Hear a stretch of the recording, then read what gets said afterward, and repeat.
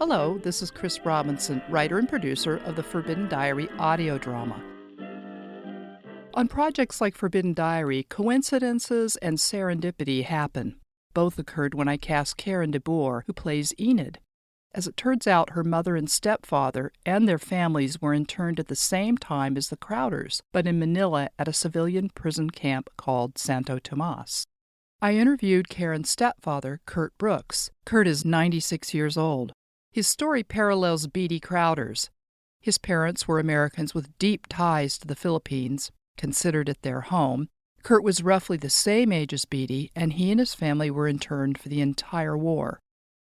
Curt's story is so compelling and sweeping, his interview took nearly 3 hours, that I've broken up our conversation into 3 segments that follow the Crowder's story. This first segment covers the pre-war years, December 8, and events leading up to internment. Let's take a listen in. Welcome, Curt. Thank you so much for joining me. Good to be here. So just out of the gate here, I have to ask, did you know or your family know the Crowders at all? I went to Brent School in Baguio in 1938 to 39. And the name rings a very faint bell. One of the children may have been in the school, but beyond the very faint bell, I can't say that I knew anybody from that family. You were interned for the entire war at Santo Tomas, right? That's correct. Mm-hmm. And you were just a kid. How old were you? I was 13 when the war broke and 16 when we were liberated. 3 years, 37 months. Let's start by going back. Were you born in the Philippines? Yes, I was born in Manila. And what took your family to the Philippines? My dad was hired by a company in New York, which owned the Manila Electric Company. He was hired to help build the steam generating plant in downtown Manila. And my mother went out there in 1923. He worked on the construction of the power plant, and then he stayed on to become supervisor of power plants for the Manila Electric Company. And my brother and I was a twin, were born in 1928. And so you always lived in Manila. Right. Manila was our home, and about every 3 years or so, my parents were granted what they call home leave, but for us it was just a vacation. And the leave took us back to the United States, and we visited relatives, and then went back really to our home. The last such so-called vacation was in 1938, and we went from Manila to Singapore to Ceylon through the Suez Canal into Genoa in Italy, and then we were due to go to Germany. My mother's family was German. But that was at the time of the Munich crisis, and my dad thought it was wise not to go to Germany at that time, so we went to Paris instead, and finally to the United States, taking the Canadian Pacific steamer, the Empress of Japan, I think it was called. That's ironic. Right, kind of ominous. And a fellow passenger on that ship was a man named Dwight Eisenhower. He was going to join MacArthur's staff in Manila. And my dad played bridge quite a bit, and I don't think they were paired, but he was the same little foursome with Eisenhower playing bridge almost the whole way across. So you grew up in the Philippines and Manila. What are your recollections of what it was like back in the 30s? Well, that's quite a kaleidoscope of memories. And I could go on quite a while, but we went to the American school, which was almost entirely American students.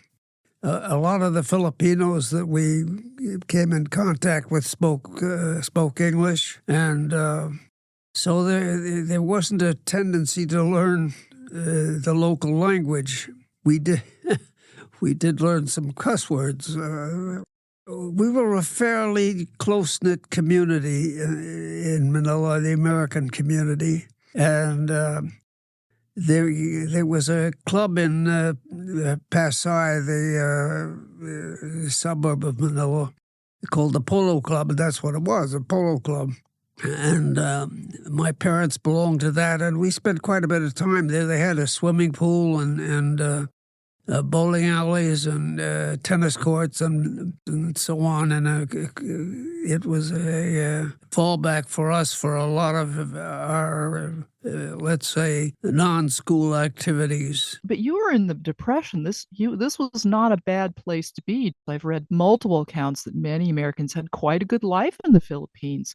Did you have cooks and drivers and nannies? Yes, we had a house girl and a houseboy and a cook. And the house girl, I remember, was Felicidad, and a very faithful servant. And we've had 2 or 3 different houseboys. You were young, but do you recall the adults talking about Japan before the war? Do you recall any conversations? And if so, what was the prevailing attitude? Yes, and indeed, we were very alert to the international situation, at least certainly in our family, and I think that was generally true. You know, there was a war in Asia almost the entire 30s.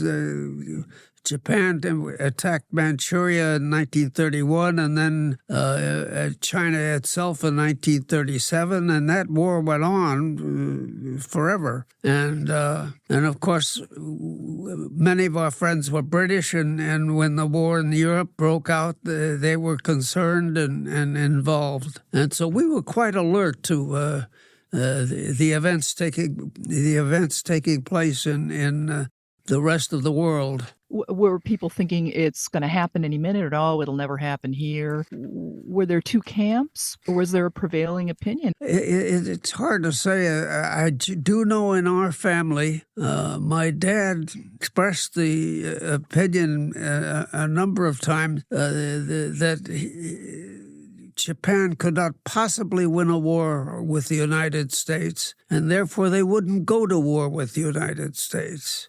I think he was set in that opinion and confirmed it. Well, he certainly wasn't the only one. No, I know.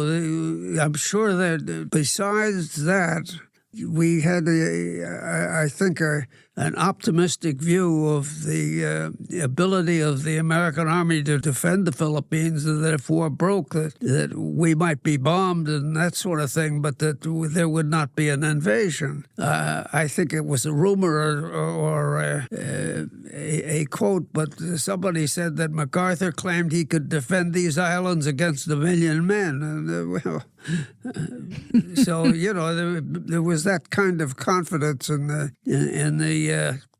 defense of the islands. And, so you parents made a conscious decision to stay in the Philippines. Yes, but remember, my dad and my mother had lived there since 1923 and had the children there, and his career and friends and community were all there in Manila. That was our home, and we were going to stick with it. When the first bombings happened, the first ones were on Baguio and then Clark Field, I would imagine you were in shock. Of course, the war broke out on December 8th, so we were on the other side of the date line. The first thing my brother and I knew about the war was a friend of ours came up and said, "How do you like being at war?" We were waiting at the school, in the front of the school, and for the school to open. Now, was this in the school in Manila or Brent's school up in Baguio? No, this is Manila. I was in Baguio from 1938 to 39. And we said, what do you mean? And he said, well, the Japanese have bombed Honolulu. That's the way the story came out. And it was a strange environment, or a strange atmosphere, let's say, because we weren't sure what was going on. Manila was very tranquil that morning. Business went on as usual, and at least as far as we were concerned. And I can remember our teacher, Mrs. Youngberg, who was not so young. We called her Spring Chicken, standing in front of the class and wringing her hands and say, "It's all rumor. I don't believe a word of it. It's all rumor. There's nothing to it." Well, she was wrong. But I could go back a little bit further. And the weekend before Pearl Harbor, before December 8th, the American school basketball team went up to Baguio to play Brent School. And a bunch of the students were allowed to accompany the team as fans. So we went up to Baguio by train and by bus and stayed at the Baguio Hotel and watched the basketball game. That was, we went up Friday afternoon, stayed there Saturday for the game, and returned Sunday afternoon to Manila. And by then, the situation in the Far East was very tense, and to the point where on the morning of December 7th, Sunday morning, my brother and I and two friends were in Session Road in Baguio, and there was to be an air raid drill that morning, and everybody had to go inside and take shelter. Well, we thought better of that and thought we'd go to a movie and to take shelter in a movie. Why not? I called Mrs. Croft, who was the principal of the school, who was the chaperone for that whole group, and asked her if we could go to the movie. She said yes. And then I said to her, "Mrs. Croft, are we at war yet?" The situation was that tense that I, as an 8th grader, about 18 hours before Pearl Harbor, thought it was appropriate to ask if war had come yet. And she replied, "No, I don't think so. I think we would have heard." On the return to Manila on the train, there was an Air Force sergeant who was also traveling on the train. He'd been on leave, and he said, "We go up every day and flying patrols, and B-7, he was the B-17 crewman, and we carry live bombs." He said, "We're going to be in war within a month." He was killed the next day. That we found out later.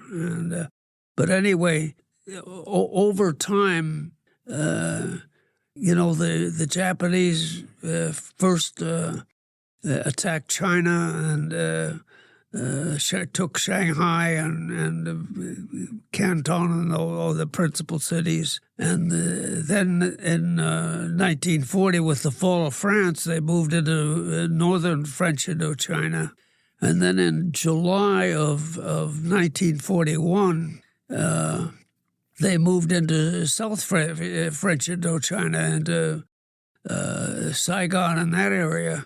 And the only reason for that we could see for that move into South French Indochina had nothing to do with the war in China, was to prepare for an invasion of Southeast Asia. And so it was... and people were still optimistic that nothing was going to happen. Yeah, that's right. But there was a very strong sense that war was coming. My dad persisted in saying they'd be foolish to attack the United States. They're not going to win. And I think my brother and I inherited that optimism.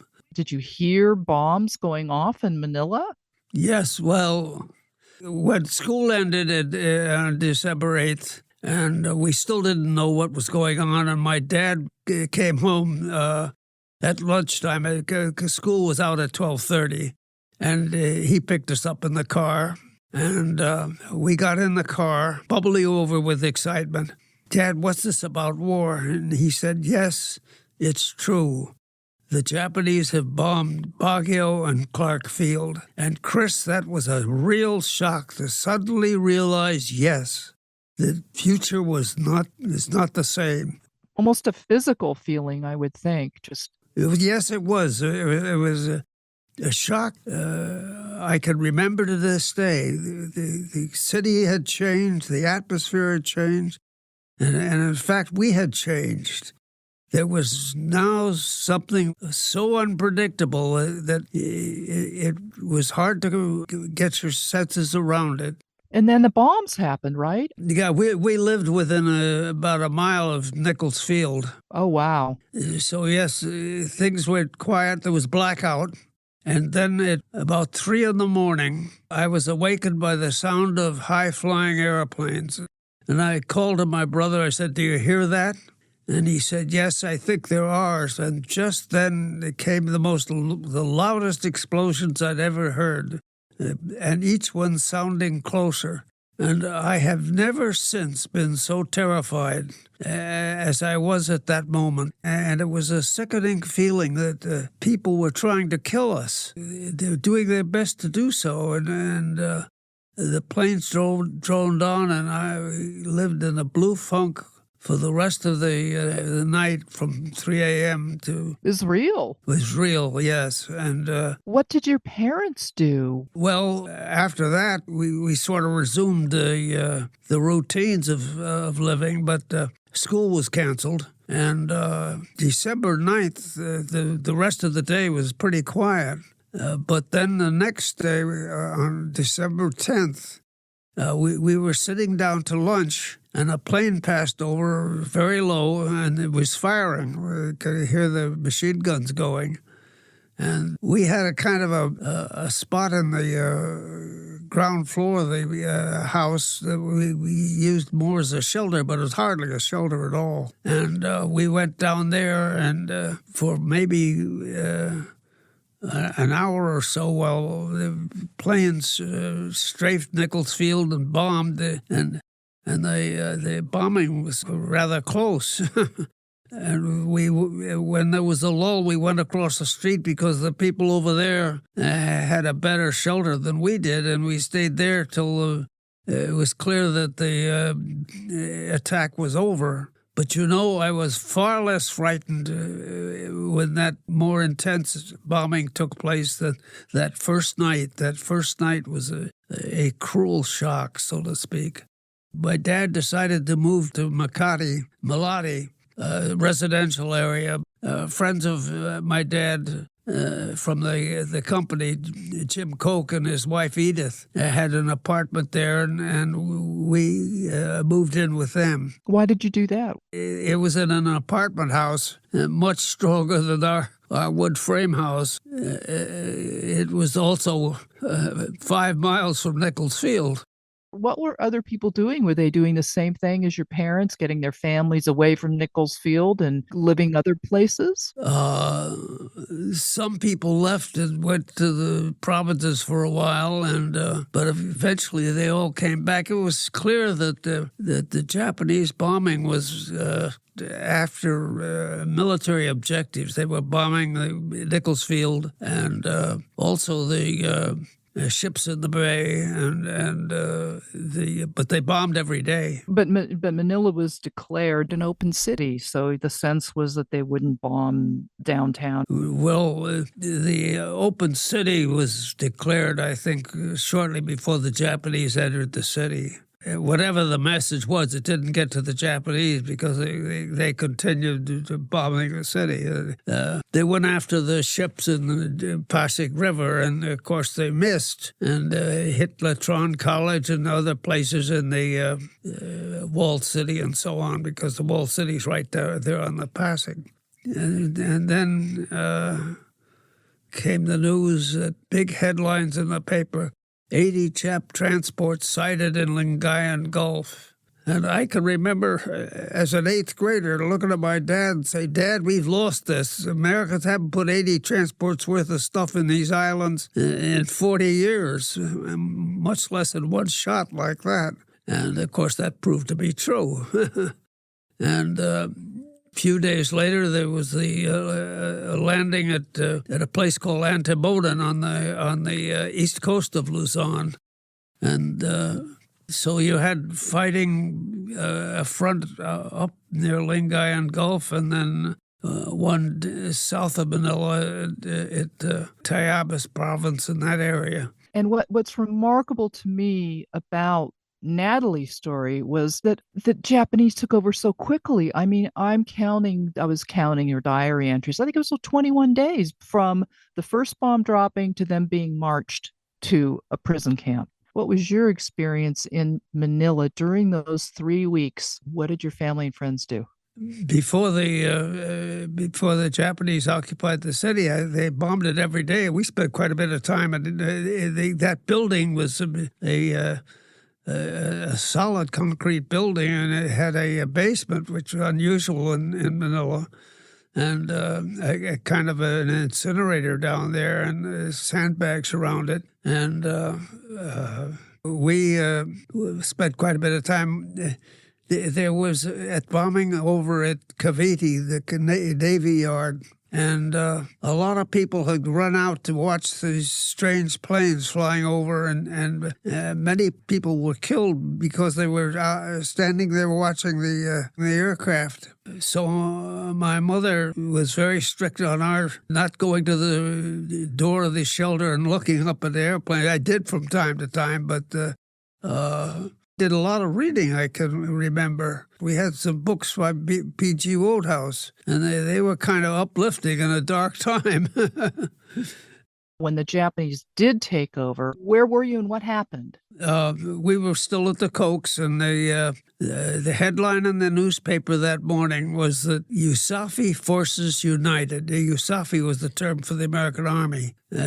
United States Army Forces in the Far East, an acronym. And it said the forces fighting the Japanese north and south of Manila have been united north of Manila. This leaves the way to Manila open. So we knew they were going to be occupied. So you heard it through the newspaper? Yes. Days before they got there, we knew they were coming. And what did you do? I'll tell you, one thing we did was to get rid of the liquor. The Cokes were childless and lived well, and liquor was cheap out there, and we spent quite a bit of time pouring Johnny Walker down the drain. Oh, I thought you'd pour Johnny Walker down your throats. Why did you dump all the alcohol? Maybe you could have used it for money later on. Because there was concern, Chris, because of the rape of Nanking, that the Japanese would get drunk and be barbaric. And, of course, that was a legitimate fear. But it turned out that the occupation was quite peaceful. And as the Japanese once said during internment, when we are victorious, we can afford to be magnanimous.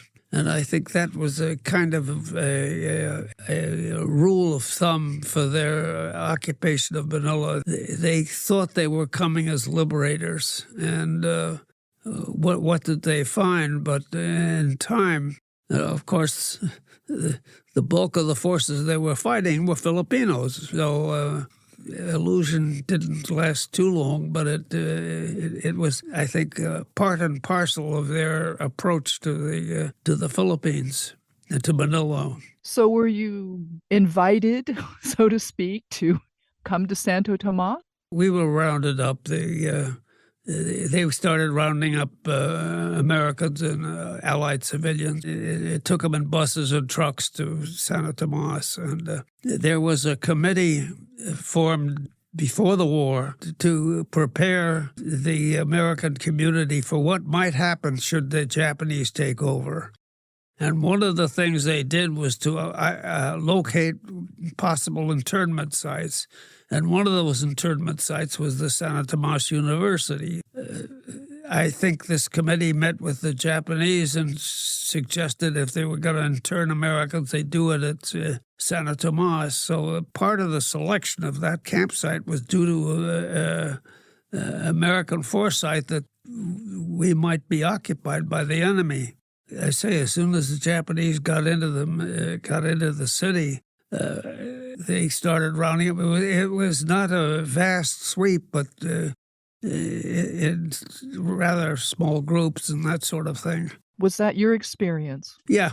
Tell me about that. We were at the Cokes, and the Japanese army was very much in evidence, and they set up a radio station right across the street from us, and we could hear the whine of their generators for that. And but we were undisturbed. A Japanese civilian my dad knew came to the apartment, and he said that we would be taken to Santo Tomas, where we would be interred. So we knew that that was what was going on. And the newspaper stopped, by the way, of course. So did a bus pull up in front of your apartment? And I think a civilian came and told us the bus was waiting, and could bring food and clothing for 3 days, I think was the going phrase. And then we got on the bus, and it was obviously the Japanese community was in high spirits, and the driver we had to the Santo Tomas was in high spirits, and I think he'd been lubricating those spirits best he could, because he was just, carrying on, and he said, "I hope you all have insurance," because he was driving fairly recklessly. So it's kind of a strange introduction to internment. did you pack anything special that you took with you, My dad had been down there to the house a number of times because we needed stuff at the Cokes, but we didn't go with him, and he didn't stay very long. Again, it was, I think, less than a mile from Nicholsfield. But we drove into the gates of Santo Tomas, and my parents were never to leave. Your whole family spent the whole duration in Santo Tomas. Yeah. Be sure to tune in for the next episode of Forbidden Diary, the true World War II story of Natalie Crowder, based on her secret journal written from a Japanese prison camp in the Philippines.